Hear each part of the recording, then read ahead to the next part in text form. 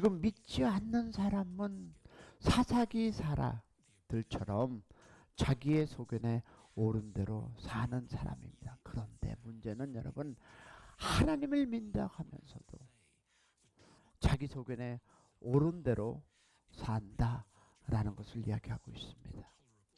여러분, 하나님을 믿는다는 것은 하나님이 주인이요 왕으로 인정하는 것입니다. 할렐루야. 그리스도인이 자기의 소견이 옳은 대로 산다는 것은 영적의 시각으로 보면 영적 타락을 의미하고 있습니다. 근데 문제는 여기 있습니다. 오늘날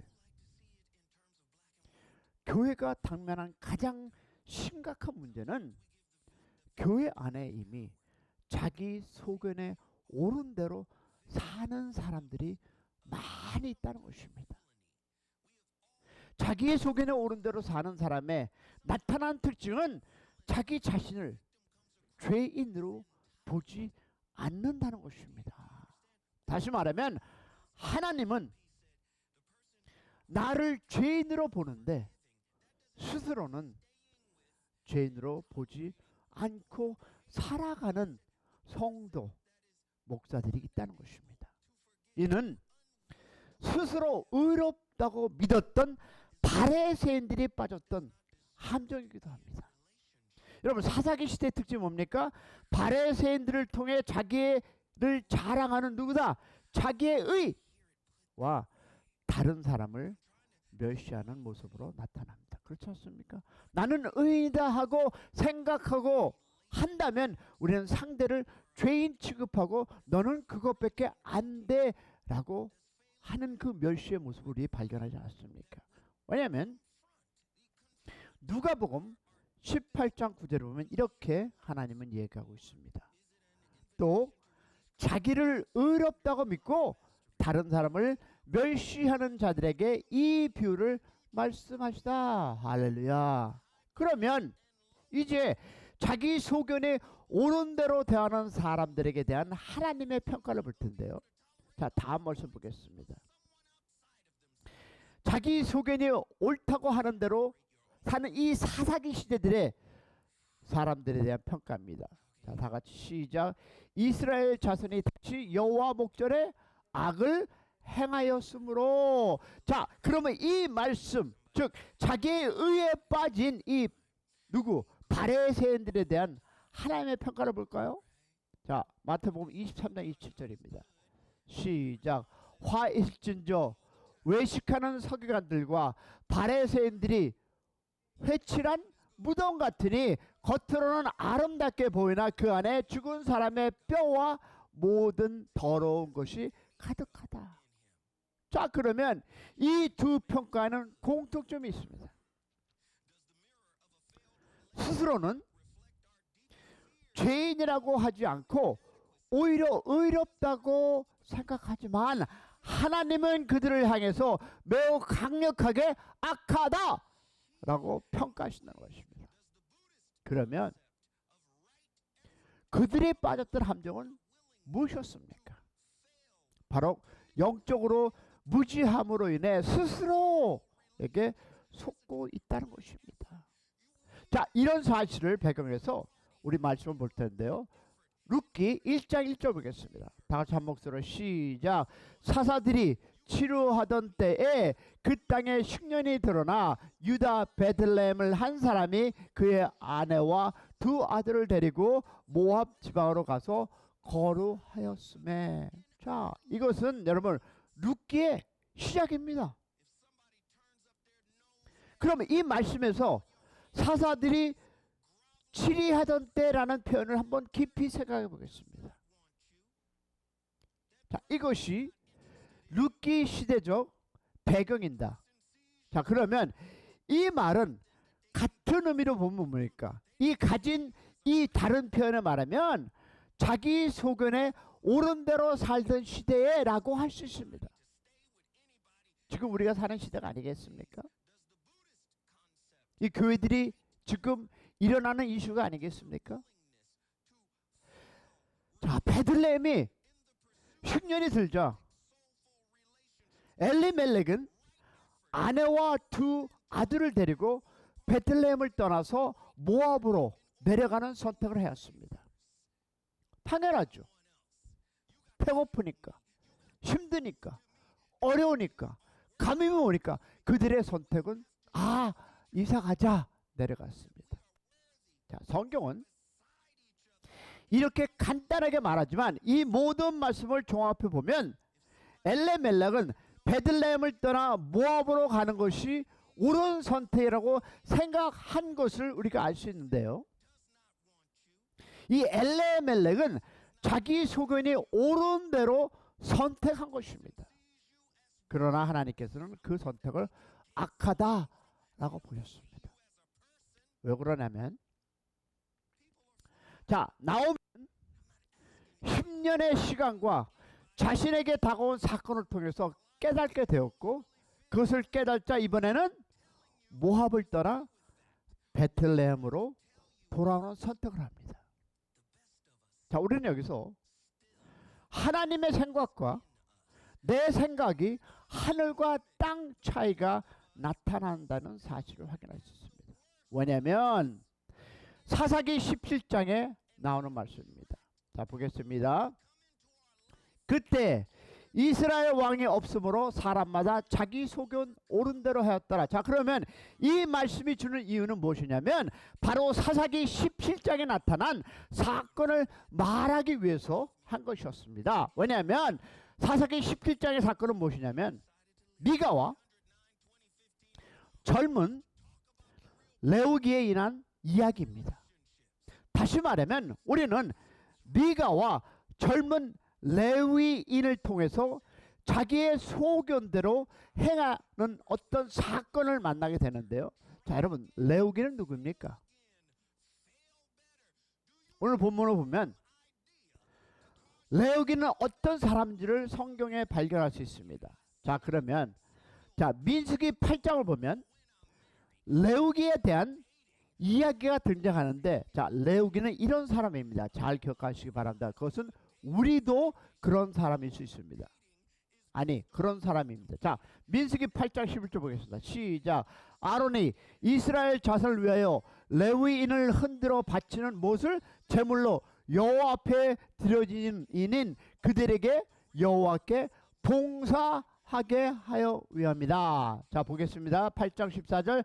너는 이같이 이스라엘 자손 중에 레위인을 구별하여 그리하면 그들이 내게 속한지라. 계속 보겠습니다. 그들은 이스라엘 자손 중에 내가 온전히 드림반 자라. 이스라엘 자손 중 모든 초태생 곧 모든 처음 태어난 자 대신 내가 그들을 취하였나니.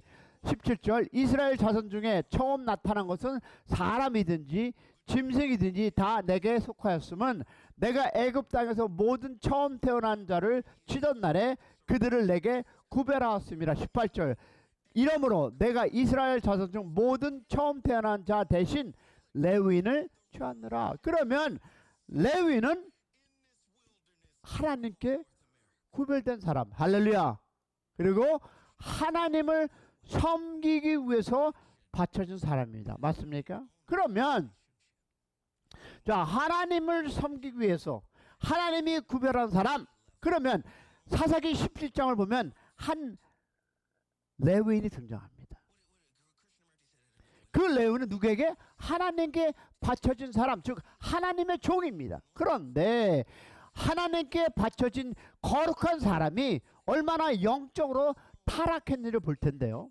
자, 그는 베들레헴을 떠나 거주할 곳을 찾다가 어디로 갑니까? 미가의 집으로 이르게 되었습니다. 그리고 미가는 그 레위인인 것을 알고 이렇게 제안합니다. 자, 들어보세요. 이것이 지금 현대 교회에서 일어나는 사건들입니다. 보겠습니다. 자, 17장 10절. 미가와 그에게 이르되 내가 나와 함께 거주하면 나를 위하여 아버지와 제사장이 되라. 내가 할마도 은열과 의복과 한벌을 먹을 것을 주리라. 여러분, 이게 교회 목사님들 모습 아닙니까? 교회 목사님들이 물질적인 것에 얽매여서 장로들에게 아이고 장로님, 아이고 권사님 하지 않을까요? 많은 교회들이 청빙하는데 청빙위원이 그를 구별하는 거 충분히 이해합니다. 그런데 마음에 안 들면 어떤 일이 일어납니까? 나를 위하여, 하나님을 위하여 제사장 목사들이 돼야 되는데 그 물질에 밀려서, 그 장로들에 밀려서, 교인들에 밀려서, 아이고 할렐루야, 아이고 그렇죠 장로님. 그러자 레위인은 미가의 집에 들어갑니다. 문제는 여러분 11절에 등장합니다. 17장 11절 보겠습니다. 그 레위인이 그 사람과 함께 거주하기를 만족하게 생각하나니 이는 그 청년이 미가의 아들 중 하나같이 됨이라. 우리가 생각하는 영적 타락은 일반적으로 윤리적인 성격을 띠고 있습니다. 아니 월급 주는데,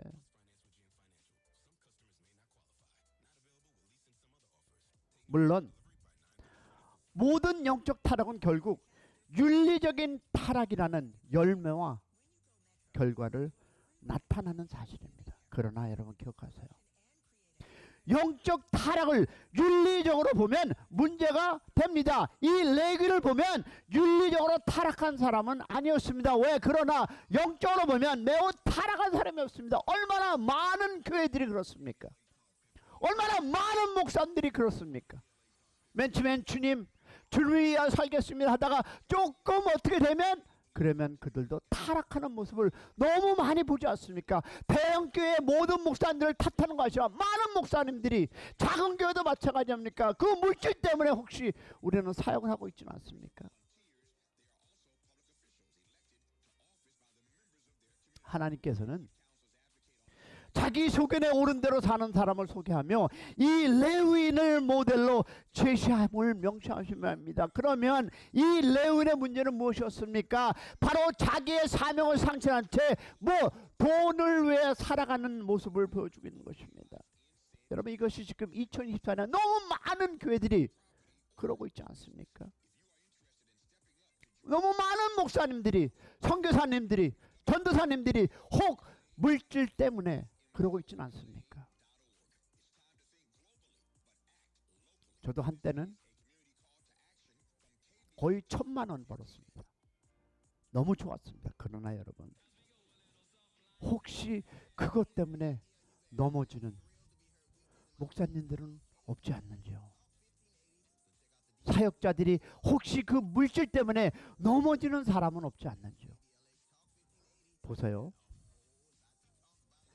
레위인은 하나님의 속한 구별된 사람이었습니다. 할렐루야. 즉 1차적으로 하나님을 위해 살아가는 사람이었음에도 불구하고 하나님이 맡겨주신 곳에서 이탈하여 다른 것을 잘했습니다. 스스로도 그것이 잘못된 것을 알았습니다. 왜? 단지파 정탐꾼들에게 이 레위인은 이렇게 말하고 있습니다. 자 18장 4절 보겠습니다. 시작. 그가 그들에게 이르되 미가가 이리이리하게 나를 대접하여 나를 고용하여 나를 자기의 제사장으로 삼았으니라 하리라. 청빈 해야죠. 청빈 구별해야죠. 그런데 혹시 제사장으로 살아야 할 그들이, 아니 우리가, 왜냐하면 보세요. 이것은 목회자만이 아니라 우리 모두에게 다 얘기하는 말인데 보겠습니다. 자, 예수 그리스도 피로 구원받은 우리는 뭐라고 했습니까? 모든 그리스도는 누구다? 왕같은 제사장이라고 말씀합니다. 할렐루야. 그러면 우리는 하나님께 속한 사람이요, 구별된 사람이고, 그리고 받쳐진 사람입니다. 맞습니까? 아멘이십니까? 그러므로 영적 시각으로 보면 본문 말씀에 등장하는 레위인은 누구의 모습입니까? 우리의 모습인 것입니다. 그렇다면 우리는 본문을 통해서 어떤 교훈을 받아야 합니까? 자, 만족하게 생각했으니는 뭡니까? 우리는 이 레위인을 보면서 아주 중요한 사실을 하나 생각해 봅니다. 자, 이 말씀은 미가의 제안을 받고 그의 개인적인 제사장이 됐다는 것입니다. 혹시 우리는 그렇지 않습니까? 처음에 미가는 아버지와 제사장이 되라고 제안합니다. 그 결과 이 레위는요, 미가의 아들처럼 살게 되었습니다. 이 말은 제사장으로서 사역을 제대로 감당하지 못하고 살았음을 말해주고 있습니다. 여러분, 제사장은 누굽니까? 가르치는 자입니다. 그런데 가르치지 않고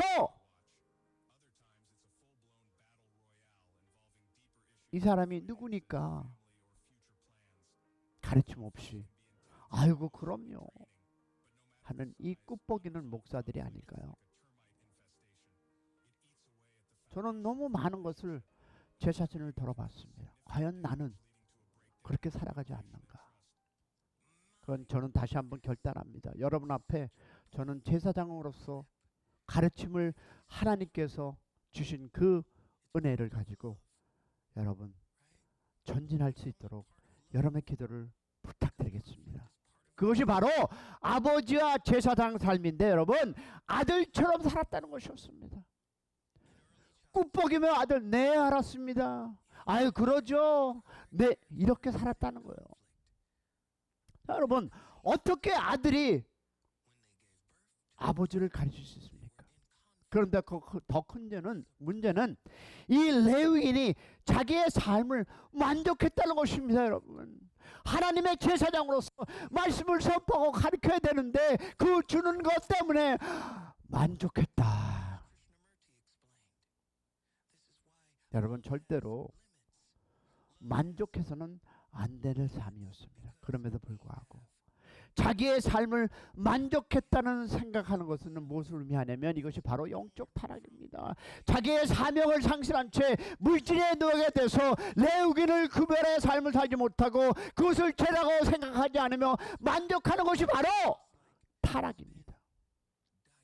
사랑하는 여러분, 하나님과 함께하는 우리 모두 제사장의 신분을 가졌습니다. 특히 목사님들, 전도사님들, 사역하는 그 모든 선교사들.